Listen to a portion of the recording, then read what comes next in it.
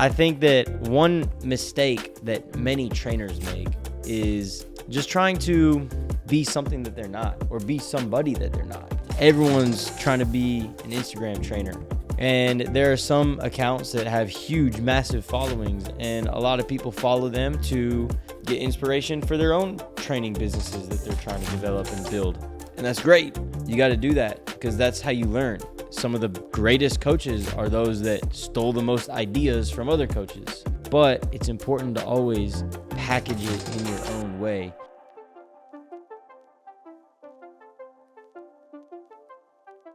You ready for this, Evan? You ready for this? This is episode 38. And episode 38 of the FOOTYPOD is brought to you by Powerade. Just kidding, guys. We're not sponsored by Powerade. In fact, I prefer Gatorade if I'm being honest. Yeah. I really had a Gatorade. Get out of here. Get out the way. Sorry, Mila. Didn't mean to scare you. Come over here. Come sit. She just ate dinner. This is episode 38. And I had an idea for this episode, Evan. What's your idea, John? My idea was to discuss how to separate yourself as a trainer. And I think a lot of the principles of, branding yourself as a trainer or a coach can apply to that of a player as well. Yeah. But we're going to talk specifically about how to make yourself unique as a trainer and how to kind of market yourself in a way. Yeah. And I was going to do this by myself. Mm-hmm. I never got around to it. That's why we're a couple weeks late on episode 38. But it happens sometimes. Life happens. It does happen. Life does happen, and it comes at you fast. That's a fact. But you're here today, so I figured I'd invite you onto this episode, which is probably better anyways, because you have your own style as a coach and a trainer, and you have your own background and perspective and experiences, and that has all shaped the type of trainer and coach you are today. So I think just to kind of swing the first. What am I trying to say? Swing at the first ball here. Yeah. Just to get the ball rolling is what I'm trying to say. Yep. So just to get the ball rolling, I think that one mistake that many trainers make is just trying to be something that they're not, or be somebody that they're not. Yeah. In this day and age, the Instagram era, everyone's trying to be an Instagram trainer.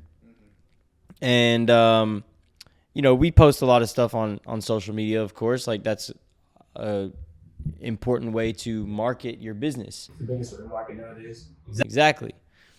And there are some accounts that have huge, massive followings, and a lot of people follow them to get inspiration for their own training businesses that they're trying to develop and build. And that's great. You got to do that because that's how you learn. I think that also, like, some of the greatest coaches are those that stole the most ideas from other coaches. Mm-hmm. So it's critical that you are exposing yourself to as much of that as you possibly can and trying to take in all different perspectives and ideas and styles of training that you can.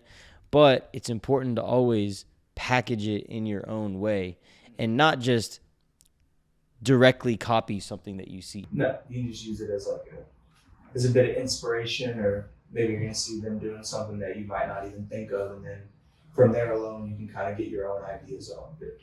Of course. I think the main thing to understand is, like, you're never going to be as good as someone else at anything that someone else does, whatever it may be, right? Because they're the only them and you're the only you. So whatever it is they're doing, that's them. But you can't go and do exactly what they're doing as good as they are. You almost lost me. You're following me. You're following me, though. It's like that quote, is it like the comparison is the thief of joy or something like that? I found a good quote that kind of correlates to that. Yeah. Let me see if I can find it. But yeah, exactly. Like, if we sit here and compare ourselves to others, we lose sight of what makes us unique and what ultimately is going to bring us the most fulfillment in whatever it is we do.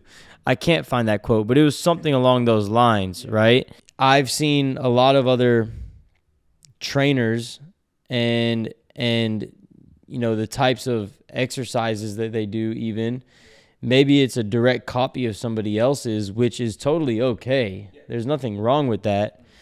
But how are you adding your own voice to that? Yeah, exactly. I mean, I think a lot of the times, obviously I know kind of what we're talking about along the lines of certain drills that we see online. It more so seems like it's almost just like robotic, or it's not necessarily repetitive, because sometimes you need to be repetitive when you're trying to get better at something, but it's almost stuff where it just doesn't feel like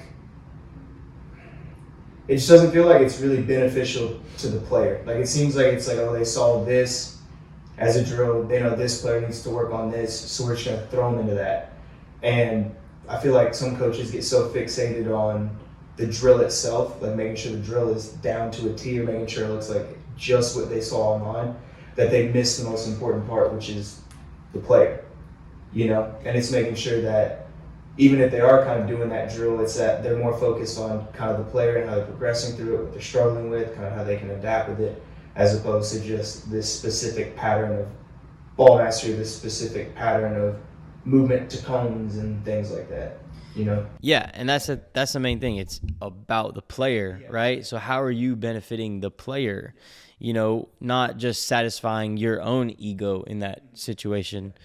So I guess let's kind of start by, why don't you explain what your identity is as a trainer and kind of where that came from? Because I think before we can even define our own identity, we got to know what shaped that identity. So what were your experiences that kind of molded you into the type of coach you may be now?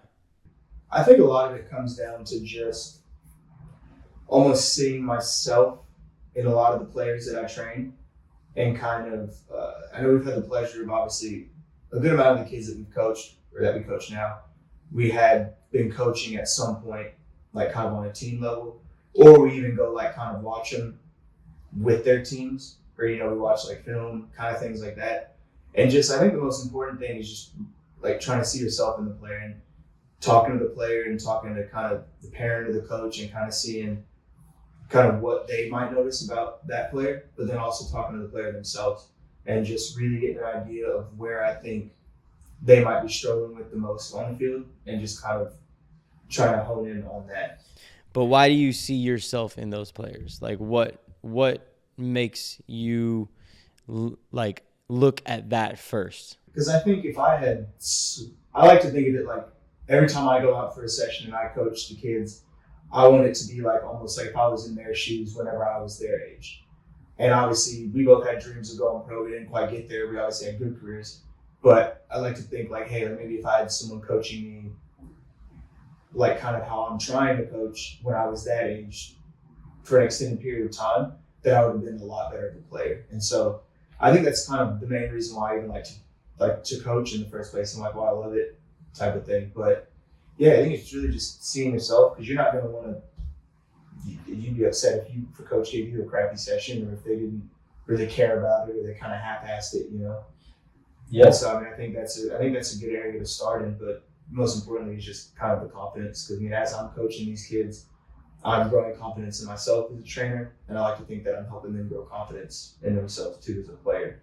And so I think it's kind of equal along the way. So I don't think I'm quite where I'm gonna be at when I'm coaching right now. I think I can always get better and stuff, just I think the players can always get better too. 100%. So did you have trainers growing up? So not really. So I obviously went to rec late, or I was in rec for a while, and then I went to club late, and then I went to club probably my freshman year of high school. And then the coach that I had, he recommended me get in training. And then one of the guys you had on the first season of the podcast, Abdul, man, helped me a lot. But I can't fully remember the drills and stuff that I worked on. I just remember him being someone that was really kind of passionate about training me, someone who really cared, who I could tell listen to my feedback, listen to my coach, but more importantly, someone that was willing to slow things down with me if you needed to, or you can maybe speed things up if you needed to. But it was more so him actually trying to get me confident, trying to get me comfortable. So what was his style?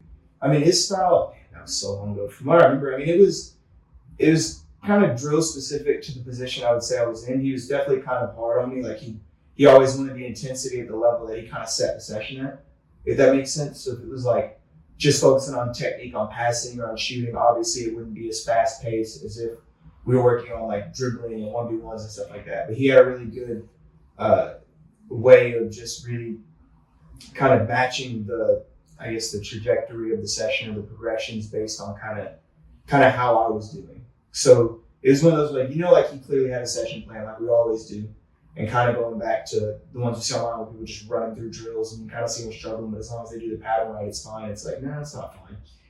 So he was able to adjust and adapt to you. Exactly. Yeah, it was adjust, adapt to me. Even if like there was something in the session that he wanted to progress with that I wasn't getting, he wasn't just going to be like, oh no, we'll just skip over that. Mm-hmm. It's like, nah, like you're here to clearly get better. Just because we're not going to exactly do the session I had planned out for you doesn't mean we're not going to get anything out of this, Mm-hmm. And I think that's something that like you and I both do as coaches, And I mean, obviously it is frustrating at times when you think a player can do the things you're kind of planning for them, and you might have to kind of steer off the course of that. But you have to remember, just because you don't necessarily get through the whole session and you get where you think they should get to, that doesn't mean that it's a bad session. Just because you spend maybe 30 minutes instead of these 15 minutes focusing on this, sure, you can get to that other 15, but what you did with them was more beneficial than you just skipping over and going to that next part. And I think that was the thing that probably worked with Abdul the most. Because I know whenever I started with him, it was a lot of just first touch, really getting the passing down. Because I already had like all the athletic side of it. It was just really trying to get the ball work, I guess, which you need dribbling, passing, confidence, that type of stuff. That was mainly me trying to get that up to speed with the rest of me. And so I think he did a really good job at just kind of slowing me down at times, really breaking things down, really kind of focusing on that. Yeah. Yeah. But he's definitely intense though. Yeah, I mean, like there's like coaches are there for a reason, is to bring more out of you than you knew that you had yourself, right?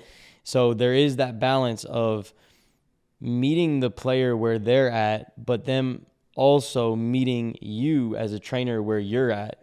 And I think the best trainers can find that balance all the time in every session.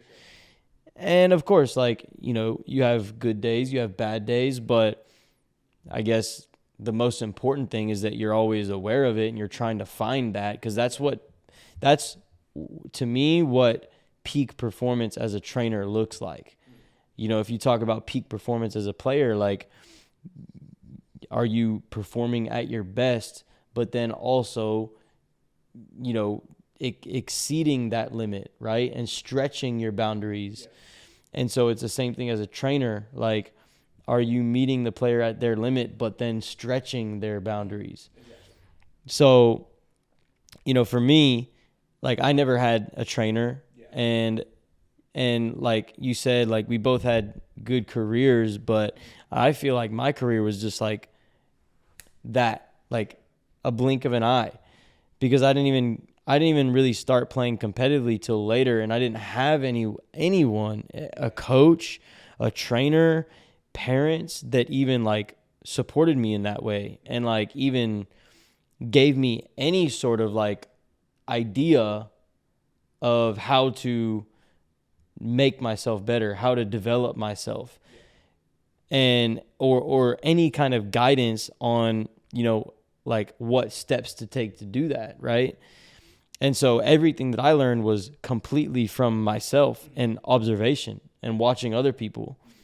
And so, then obviously the injury bug got me in college. So I was like, as soon as I felt like I was like finally like figuring it out and starting to like feel the development within myself, like my body just didn't give me a chance. It's frustrating, of course, so I just haven't even had that full window to enjoy of my playing days. And so that's why I still really like feel like I want to keep going.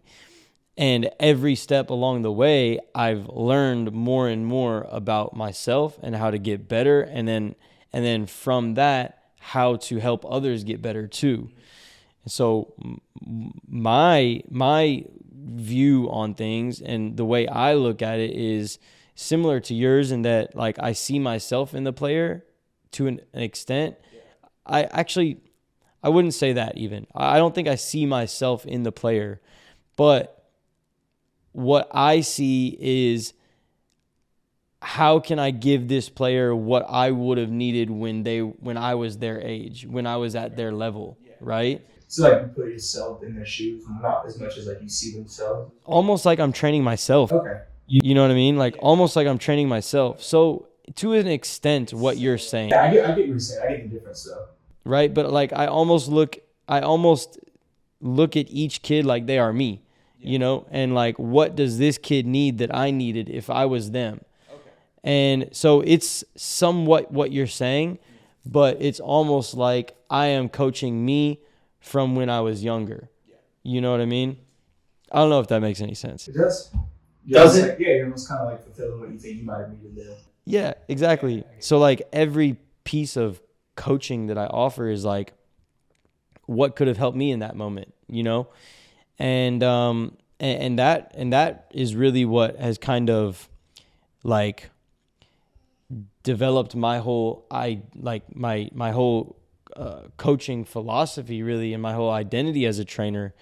I think that like our like I said before, our experiences, our background helps kind of form who we ultimately want to become as a trainer, but we never are going to fully just know, right? And so like you know, going back to what we said at the very beginning, like, who are you? What makes you unique? Maybe you don't even know that yet. And that's something that like I'm still trying to figure out. You're still trying to figure out, but I know what I'm not. You know what I mean? And so I don't want to go out there and try to be something that I'm not. I'm not going to look at another trainer on Instagram and just try to be them. Like, I know what my personality is. My personality is like, I feel like I'm a genuine person. I feel like I have good intentions, and I feel like, you know, I truly want to help. Like, I'm not going to be someone out there that's just constantly shouting the whole time and just like making noise. I'm a personable person, but I'm not necessarily like the most outgoing. And so I'm not going to be someone that's just like constantly like energetic and constantly buzzing around and like being loud, because that's not who I am. But what I am going to do is I'm going to observe, and I am going to bring a lot of energy at certain times when I feel the need to, when the session calls for it or when the player needs it, right? But most of the time, I'm going to save my voice for the moments that it is where I can bring the most value. Yeah. And so I try to be very intentional with my words. And sometimes I feel like maybe I don't express things the way that I'm thinking them in my head, but I'm always practicing, right? And even just doing this podcast, like, I'm practicing. And so in a session, like, I'm going to make sure when I open my mouth and when I say something, it's going to be something of value that actually helps that player. If you just talk 24/7 throughout the whole session, like, the most important things you want to get across, they might just end up tuning out. They just get lost. They might just tune out on accident. Yeah. And that's one thing I didn't kind of realize. I think when I first started with my private training, I was quiet, and then I went through a phase where I was pretty vocal. But I've noticed with, like, particularly two of the boys I'm training right now, like, I'll train them separately and I'll train them together. And when I train them separately, I like to talk more than I do when I train them together, because I'm trying to get them to almost bring the energy out of each other, if that makes sense. Because they're fairly young. I mean, they're like 9 years old, but like, they know, they obviously know how to ask for a ball. They obviously know when the other player doesn't play with the ball. So I'm already trying to kind of get that into it a little bit. But I even caught myself at times like really just trying to like almost like guide the session, like I'm pushing them in a sense where it's like sure, the passing's good, but it's a little slow. So then I'm the one that's like constantly, oh, give it. But then I'll find myself, I'll do that for a little bit. I'll stop. I'll talk to him and be like, hey, like, you got to think about it like this. When you're on the field, if your coach has to be the one that's going to be demanding that from you the whole time, I guarantee you're not going to field for long. So I'm still going to be here to talk, still here to communicate, but let's see if we can go a bit where it's just you two point out at each other. And I've noticed that at times like that, they're young, so you have to remind them of that. But I've noticed once kind of you make it known, like, hey, like this is now on you guys for a little bit. Like, let's figure this out. It might be kind of my style with it, but I've definitely seen improvements with them in that sense. So I definitely kind of agree with you where you're talking about, like, just not being vocal the whole time. Like, it's that's just, I don't like that. Yeah, and I think I don't think it's good for the player either. It's annoying. Yeah. It's annoying. And I get annoyed with my own voice if I'm talking that much. You know what I mean? And so, like, and like you were getting at, like, the communication aspect is an important trait to have as a player. Like, you will never be the player that you can be if you don't know how to communicate information. Yeah. And so, you know, that's something that you have to teach them, right? And so encouraging that in the training by not doing all the communication for them and all, you know, and all the talking, like whether it's nonverbal or verbal communication, you know, that's super important. Mm-hmm. So, like, what would you say is then your style as a trainer? Like, you talked about kind of what shaped your identity, like, and your experiences and how you view yourself as a coach and kind of what you look at when you're running a training for a player. Yeah. But what would you say your style is? It's a good question. I'm trying to think. Well, think about it now. I'm trying to think. I think I got to give a good answer for it. So what would you say are some different, like, styles of coaching that you would say? So you would say people doing, just so I kind of ballpark off of it. I mean, like, you know, we said before, one that's very loud and, like, just constantly chatting the whole time, whether it's, you know, useful information or not. Someone that, you know, maybe, like, just is more of someone that's just going to relate to the players and maybe not provide as much, like, soccer value, or maybe someone on the exact reverse side of that who, you know, doesn't make a connection with the players at all, but does provide a lot of value in terms of soccer. I don't know. Those are just a few. I get what you're saying. I would say my style is kind of like, I like to relate to the player. So obviously, as you kind of have a player a little more, you can kind of start to be a little more comfortable with them and they start to kind of open up a little more. I definitely like it when I'm able to kind of, like, talk to my players a little more and really just kind of just maybe not necessarily ask them, like, what they think they did wrong or did bad and, like, kind of base a session on that, but just kind of, like, being aware of what they're confident in and what they're not confident in, and then just trying to, like, kind of build them up kind of based on that. So, like, I think my style of coaching is I communicate when I need to. I think I'm very, like, I like to kind of show them kind of what I want. So maybe, I guess like to paint the picture for them in a sense. I get to act it out. But I would say more importantly, it's just like, I think my style is just really trying to get them to just bring it out of themselves, I guess, if that makes sense. Like, just trying to, it's kind of a hard question. You can drop that on me there. But yeah, I mean, I think back to kind of what I said at the beginning, like, I guess my style is I like to relate to the player, and so I like to kind of see what I think they would really need and then kind of base it off of that. So, like, I'm kind of, like I mentioned, how I'll be, like, real talkative, but then if I feel like I'm really the only reason they're starting to speed things up, I'll kind of, like, bring that up to them and I'll relate it to a game. And then maybe if they're not really getting a certain part of the session, I'll slow it down and then I'll kind of relate it to a game. Because I think that's one thing that kind of helped me when I was younger, working with Abdul or even just at practice, is whenever I would kind of see something or they would kind of paint it for me in a picture of, like, kind of picturing myself in the game doing it, then that kind of made me not necessarily try harder, but maybe focus a little more and maybe kind of really see why I'm doing what I'm doing. So maybe instead of these kids just kind of, like, opening up off this cone and turning this way and passing it and doing that, I like to kind of be like, oh, maybe if you're in a game and you got to find some space between some players, you're going to do this. And then then this kind of might happen, and then just kind of really kind of getting in on that. Just so then once they do it, hopefully then when they're in the game, they can kind of see exactly what that is. Or at least when they get in the game, they're not like, oh, this is new. Yeah. Type of thing. For me, it's that, like, making everything related to the game as much as possible. And, so that's one piece of it. The other side of it, like we were saying before, is the energy. Like, I am confident in what I do, and I want to bring confidence into the player. And so, depending on where they're at, what their level is, their age and those kinds of things, it determines how you need to communicate to them. And, if they're a beginner, like, I'm obviously going to let a lot of mistakes go. And I'm going, like, I see it, but I don't have to say everything, single one. Like, I'm going to let them figure out some of them on their own, but I am going to reinforce the positive things that they're doing. But I'm also not going to let them just get away with not doing it right either. So if it's a beginner, I might be communicating a lot more, I might be bringing a lot more positive energy to a session.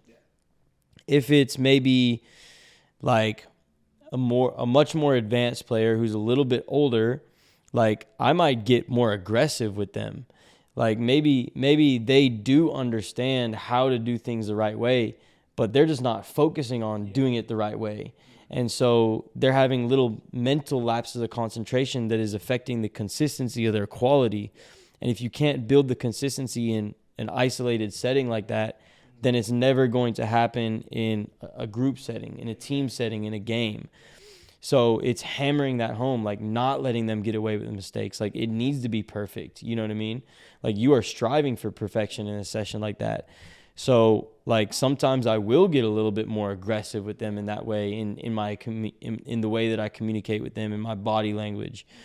Depending on if it's a boy or a girl, like, that might affect how I communicate with them as well. If it's a professional, like a college player, a lot of college players are, rough. They need some work. So I might be more aggressive with them too. But like a professional player is sharp. Like a high-level college player is sharp.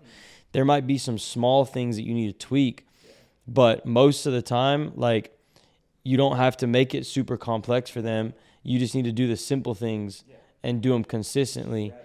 Just need reps. Just need reps at good speed, and it's just about, like, developing that confidence in the movements that they already consistently make in whatever position or role that they play. So it doesn't require much for me. Like, it's just about setting it up and making sure I keep the level high. So maybe then I'm actually, like, more quiet because I have to focus on my touch to keep it going. You know what I mean? And so, it's in those sessions where, when I come in with communication is even more important. Because now I have to make sure when I come in with any kind of information, like, it means something to them. Yeah, we always have, we definitely have coaches in the past. I was having a personal training level, but coaches in the past that just say a bunch of, let's say a couple things, and you're just like, that's not really right at all, or that's not how I should do it. And then, do you really listen to them the same after that? No. You should, because, it's obviously your coach. Maybe they mess up what he said, but it's just like kind of a natural instinct in us as humans, right? Maybe if we hear something wrong a couple times, then just the next time we might kind of tune it out, or maybe we don't even expect to hear anything good, but then we hear something good and we miss it. But also on the trainer side of that thing too is, like, being aware of, if you got something wrong, and recognizing it. Like, just like a player, if they make a mistake, they got to fix it. There's nothing wrong with a trainer or a coach doing the same thing. Because actually it builds credibility with your players, because no one is perfect. And if you just, like, are so, like, egotistical to where you can't see past your own errors and your mistakes, and you just think you're perfect, even though you made a mistake, like, players are going to pick up on that, and then you lose credibility. Exactly. So that's really important. As far as, like, the personal connection, like, I think that's really important. I think it's the most important. Like, I never had a coach or I mean, I never had a trainer at all, but I never really had a coach where I was like, they got me. You know what I mean? Like, no matter what, like, they're looking out for me. And they have my best interests in mind. So for my players, again, I'm not like the most outgoing person, so I'm not going to be like just goofing around the whole time and stuff like that. Like, I'm there to do a job, and you're there to get work, so we're going to work. But there's room for jokes in there, There's room for laughs in there, and we'll have those times. But most importantly, like, do you feel safe and comfortable with me? And that's the one thing that I hope that every player that I work with has that sense of feeling. Because if they do, then I know that they're even if I'm the worst trainer in the world, like, even if I have no idea what I'm talking about, like, they're getting something from it. Yeah, for sure, yeah. Because, I mean, at the end of the day, they're there touching the ball. They're going to get something out of it. But like you said, they might not get the most technical side out of it, but at least they get confidence, and they get someone that is there for that hour, for them hour and a half, however long that. A mentor, a guide that is going to, like, be a lifeline, a support system for them through the rest of their career. And maybe that's even just what they need, like, in, like, the personal side as well. As it's like maybe they're in a situation where they're not really getting along with their teammates, or their coach is being really hard on them, and maybe they just start to kind of fall out over the sport, or they get really upset with themselves in that sport. And maybe that hour a week with you, when they're less stressed, they're just getting the touches they want. They know they're getting some good reps. They know the coach is there to help them specifically to build that relationship. That might be the thing that keeps them going when they can. Absolutely. And I think the last thing, arguably the most important thing, and I'm going to look straight into the camera when I say this, you got to know what you're talking about, and you got to be able to do what you're asking your players to do. And if you can't do that, that's a problem. That's a problem. I mean, if you look at, like, NBA trainers, like, some of the best player development trainers in basketball, they didn't play in the NBA. They played probably high level college. Yeah.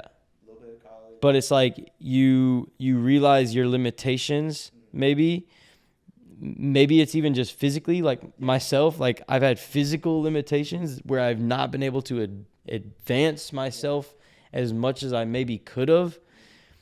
But, like, technically, I can do everything that, like, I'm asking someone else to do. And I'm going to continue developing that to where, like, for the rest of my life, I'm continuing to own my craft as a technician, as a trainer, They're owning their craft as a player, and you're obviously owning your craft as a technician, which is going to in turn make you better as a player as well. But you're more so focusing on that, and that's what that player is going to need. So I'm developing myself as a player, but also the ability to communicate the instruction, the information, the techniques, the coaching points, to be able to break it down, like having that technical proficiency as a trainer is critical.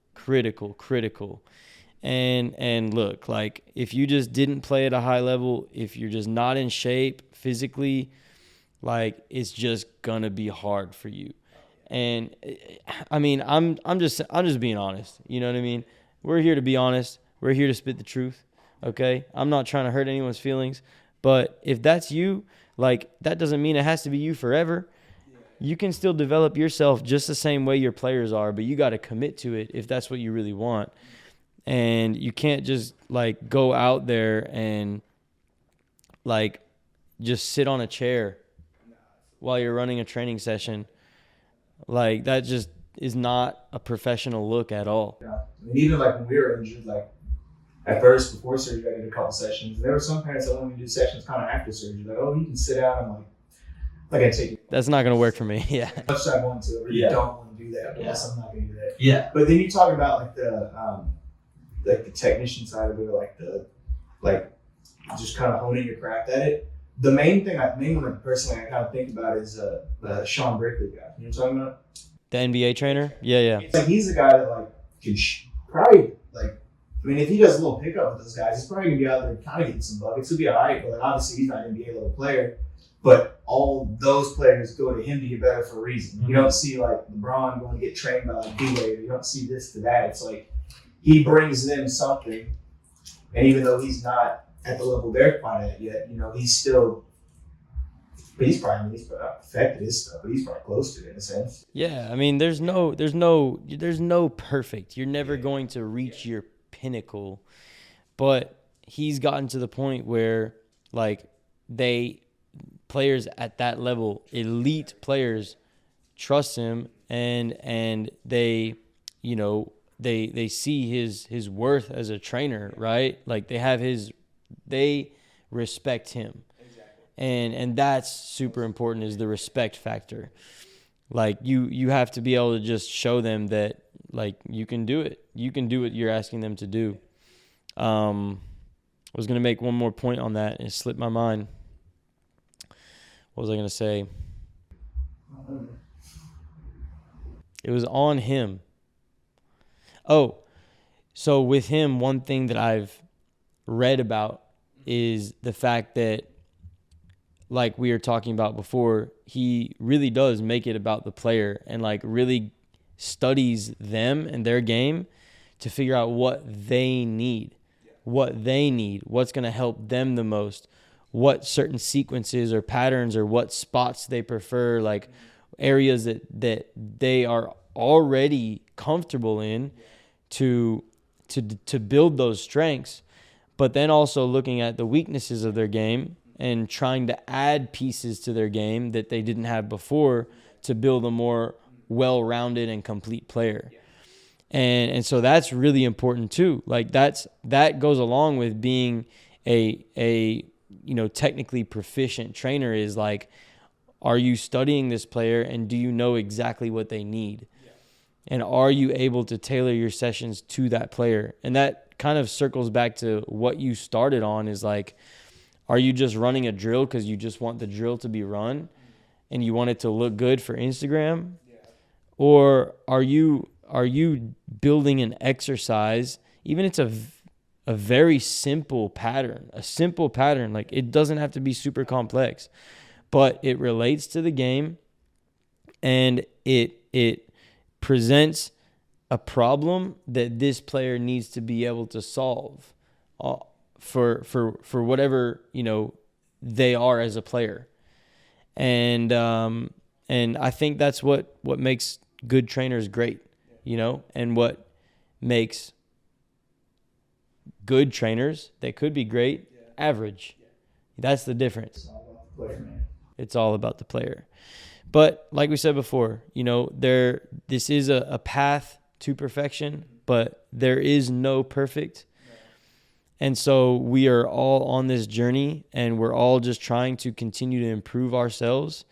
And as a coach, as a trainer, you have to like create that image for the player. And if you're not doing it yourself, it's hard for someone else to follow you. And so it's important that we understand where we need to continue to improve as well. So what would you say is the area or areas that you would like to continue to improve as a trainer? Or rather, who do you want to still become as a trainer?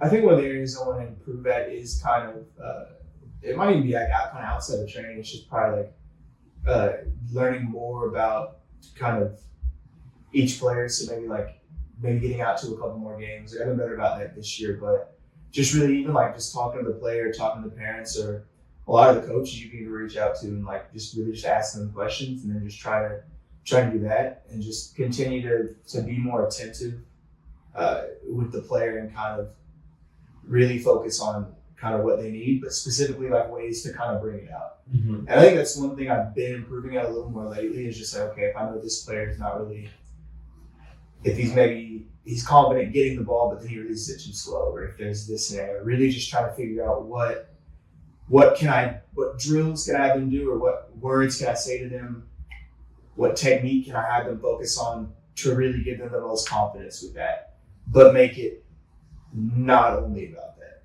Because I think that's, as they get older, it comes down to like, the tools are all there. You just got to make sure they're sharp, and just making sure that like you're sharpening them in the best way, if that makes sense, you know? Yeah. So just making sure like you're making it as game related as possible, making it as realistic as possible, but at the same time, like they're getting more out of it than just what you are focusing on right then and there. Sure. If that makes sense. Yeah, no, absolutely does. I think for me, like that's my strength. Yeah. The intuitive sense to know like what exactly a player needs the most and how to apply it in a training session. And then also recognize the exact moments that they need the certain information or the coaching or, you know, the extra motivation or energy or whatever it may be to bring the most out of them and to maximize like what we are getting from that specific moment. Yeah. And so that's where I would say like I feel like I'm the most confident in and what I want to be better at and what I want to continue to develop is maybe, I don't know how to put this exactly, but I feel like there's a lot of science and data behind player development, personal development, the psychological aspect of things, the physical development, right? Like the sports performance side, where I can actually use that information as backing for myself in the way that I communicate to players, in the way that I communicate to parents too, where it's basically just proving the points that I'm already trying to make. So that for me is like what I think can help take my own, you know, worth as a trainer, as a coach to the next level. Because I really am fond of like, I mean, I can use Abraham as an example. You know, he's someone that we work with a lot and he's in the sports performance field and he does a lot of research.